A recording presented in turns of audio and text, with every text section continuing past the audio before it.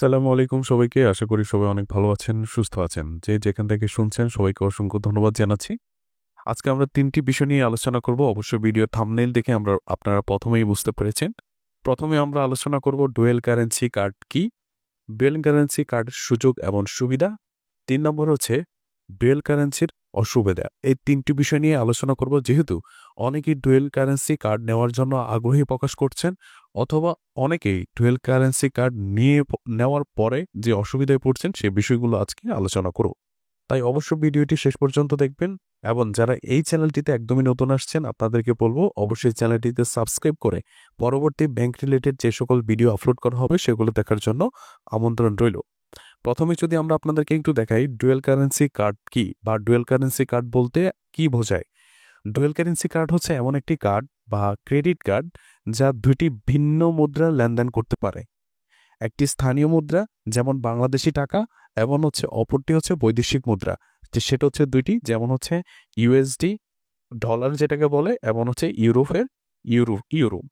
এই সাধারণত এই দুইটি ট্রানজ্যাকশনের মাধ্যমে আন্তর্জাতিক লেনদেন বা অনলাইন শপিং এবং যারা বিদেশে ভ্রমণের জন্য যায় তারা এই কার্ডটি ব্যবহার করতে পারেন। এখন এই ডুয়েল কারেন্সি কার্ডের যে সুবিধাগুলো রয়েছে সেগুলো আমরা আলোচনা করতে যাচ্ছি। ওকে, আপনারা যদি এখানে একটু খেয়াল করে দেখেন ডুয়েল কারেন্সি কার্ডের সুযোগ এবং সুবিধাগুলো আমরা এখানে আলোচনা করতে যাচ্ছি। আন্তর্জাতিক লেনদেন সহজ, বিদেশি ওয়েবসাইট বা বিদেশি ভ্রমণের সময় সরাসরি বৈদেশিক মুদ্রায় আপনি পেমেন্ট করতে পারবেন। যারা ট্রাভেলার্স রয়েছেন, যা বিভিন্ন দেশে ঘোরাফেরা করতে চাচ্ছেন, তাদের জন্য কিন্তু এই কার্ডটি খুবই গুরুত্বপূর্ণ ভূমিকা পালন করে।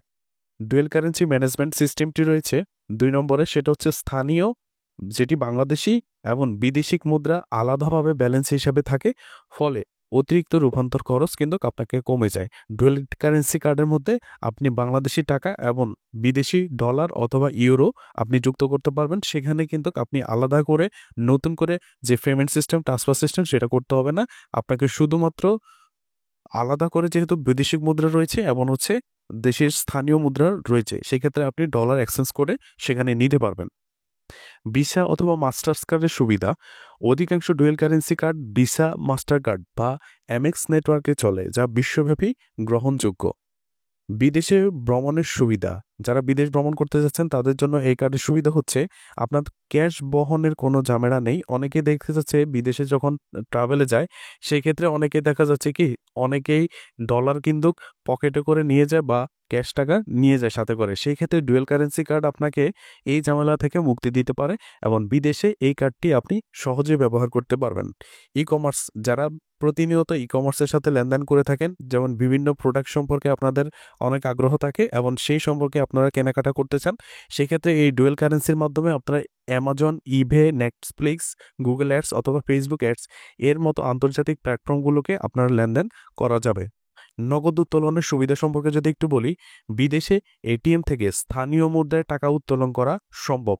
যেমন আপনি বাংলাদেশের টাকায় টাকাগুলো ডুয়েল কারেন্সি কার্ডে জমা আছে, কিন্তু আপনি চাইলে দেশের বিভিন্ন জায়গায় আপনি যখন কোনো দেশে যাবেন বা ভ্রমণে যাবেন, সেই ক্ষেত্রে ক্যাশ টাকা না নিয়ে গিয়ে আপনি সেখানে ওই দেশের এটিএম বুথ ব্যবহার করে এই ডুয়েল কারেন্সির মাধ্যমে কিন্তু লেনদেন খুব সহজে করতে পারবেন। এই ছিল ডুয়েল কারেন্সি কার্ডের সুবিধা এবং এই ডুয়েল কারেন্সি কার্ডের ব্যবহারের কারণে অনেকে কিন্তু বর্তমানে খুব ভালো ভূমিকা পাচ্ছে। এবার আমরা আলোচনা করব ডুয়েল কারেন্সি কার্ডের অসুবিধাগুলো। যারা ডুয়েল কারেন্সি ইতিমধ্যে নিবেন বলে ভাবছেন অথবা যারা নিয়ে ফেলছেন, তাদের ক্ষেত্রে যে অসুবিধা আমরা দেখতে পেয়েছি সেই বিষয়গুলো আপনাদেরকে দেখানোর চেষ্টা করছি। ডুয়েল কারেন্সি কার্ডের অসুবিধাগুলো যারা নেওয়ার আগে দেখে নেবেন, তাদের জন্য হয়তোবা এই ভিডিওটি খুবই গুরুত্বপূর্ণ হতে পারে। ডুয়াল কারেন্সি কার্ডের অসুবিধার মধ্যে প্রথমে যদি আমরা দেখি কার্ড ইস্যু ও বার্ষিক ফি, যেটা আপনাকে কার্ড প্রথমে ইস্যু করতে এবং বাৎসরিক যে চার্জ, সেটা সাধারণ যে কার্ডটি আপনারা বাংলাদেশে ব্যবহার করে থাকেন সেই সাধারণ কার্ডের তুলনায় ডুয়াল কারেন্সি কার্ডের বাৎসরিক যে ফিটি রয়েছে সেটা অনেক বেশি। মুদ্রা রূপান্তর ছাড়, যদি কার্ডে পর্যাপ্ত বৈদেশিক মুদ্রা না থাকে তাহলে কিন্তু স্থানীয় মুদ্রা থেকে আপনাকে রূপান্তর করে অতিরিক্ত চার্জ কাটতে পারে। যেমন আপনার ডুয়েল কারেন্সি কার্ডে যদি বৈদেশিক মুদ্রা না থাকে, সেক্ষেত্রে আপনাকে স্থানীয় যে টাকা আছে সে টাকাকে কনভার্ট করে যখন আপনি বিদেশিক মুদ্রাতে রূপান্তর করবেন, সেই ক্ষেত্রে কিন্তু চার্জের পরিমাণটা একটু বৃদ্ধি পেতে পারে। ব্যাংকের সীমাবদ্ধতা, কিছু ব্যাংক নির্দিষ্ট লেনদেনের সীমা লিমিট নির্ধারণ করে দিয়েছে।